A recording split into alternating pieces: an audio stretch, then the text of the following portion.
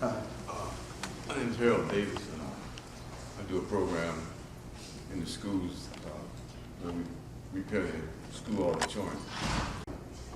Our problem is our young people, they see these stores in the community.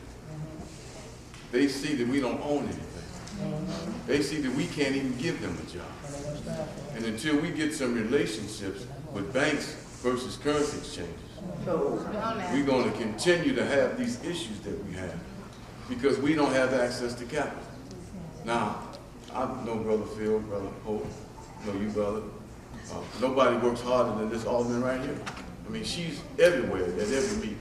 So I know she's fighting for us. But I told a young man the other day, I said, pull your pants up. He said, I will when you put yours on.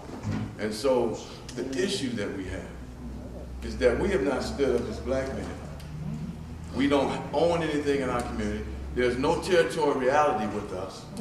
Those little brothers understand, you better not come on 45th and Drexel because those are the big money boys, 49th and Drexel, big money killers. And so they understand territoriality. We don't understand that. Everybody comes in our community and does what they want to do when they get ready. And so until we're able to, they just opened up a store on 80th and Stony Island, Seaway frontage, a whole block. Well, guess who just put a hair product store? The Koreans. I mean, it's a whole block. And so our young people see the hypocrisy in us. That's why you can't reach them, because you can't give me no job. Well, you don't give me a job. There's a $60 billion budget down in Springfield, and we're going to be at the ass end of it looking for some social service money. But at the same time, the UNO people got $98 million to build 5 schools, and Rango said, we make no apologies for that. We split the money among 4 Hispanic families, and that's been the mission of UNO for 30 years. And so until we get that mindset, they made $5 billion in our community cutting grass while we standing and walking on it.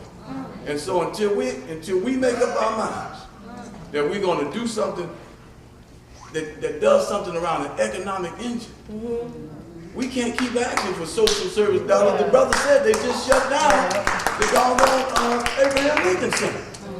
And so we have to have relationships with these banks that come in here and they loan money. Ask for the CRA, Community Reinvestment Act. We ain't getting nothing, doc. And we sitting here trying to figure out something without any resources. And now we're going to be begging for somebody to help us when in fact we can help ourselves.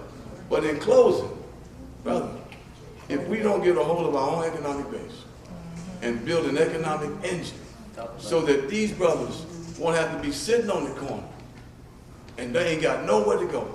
And I want to say one thing in closing. Brother, you said you went to Phillips. I've been inside Phillips, Dunbar, Crane, DeSable, and Marshall, and they got some of the most famous black folks in the world on those walls. We need to go back and apologize to all of those students that have been to that school, that are over there struggling in them schools. What happened to all the black folks that graduated from there? And so we need to go back and apologize to them, because you see them, some of the most famous people on the planet came out of those 5 high schools.